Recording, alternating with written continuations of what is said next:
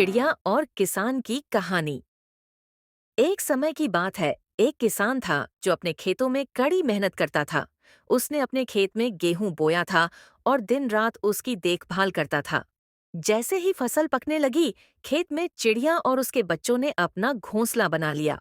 एक दिन किसान अपने बेटे से कहता है, अब फसल कटने का समय आ गया है। हमें मदद की जरूरत होगी, इसलिए मैं अपने दोस्तों को बुलाऊंगा और उनसे कहूंगा कि वे हमारी मदद करें। ये बात सुनकर चिड़िया ने अपने बच्चों से कहा, घबराओ मत, अभी हमें यहाँ से जाने की जरूरत नहीं है। जब तक किसान दूसरों पर निर्भर है, तब तक फसल नहीं कटेगी। कुछ दिन बाद किसान फिर से अपने बेटे से कहता है, दोस्त नहीं आए, अब मैं अपने रिश्तेदारों को बुलाऊंगा और उनसे मदद लूंगा। चिड़िया ने फिर से सुना और अपने बच्चों से कहा, अभी भी चिंता की कोई बात नहीं है।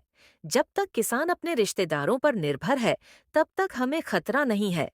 कुछ और दिन बीते और किसान ने अंत में अपने बेटे से कहा, अब हम कुछ और दिन बीते और किसान ने अंत में अपने बेटे से कहा, अब हम और किसी का इंतजार नहीं करेंगे, हम खुद कल फसल काटेंगे।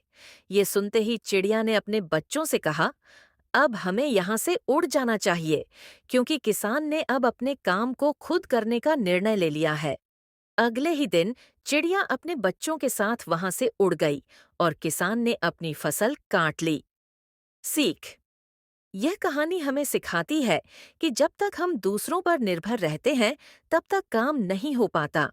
लेकिन जब हम अपने काम को खुद करने का निर्णय लेते हैं, तब हम सफलता प्राप्त कर सकते हैं।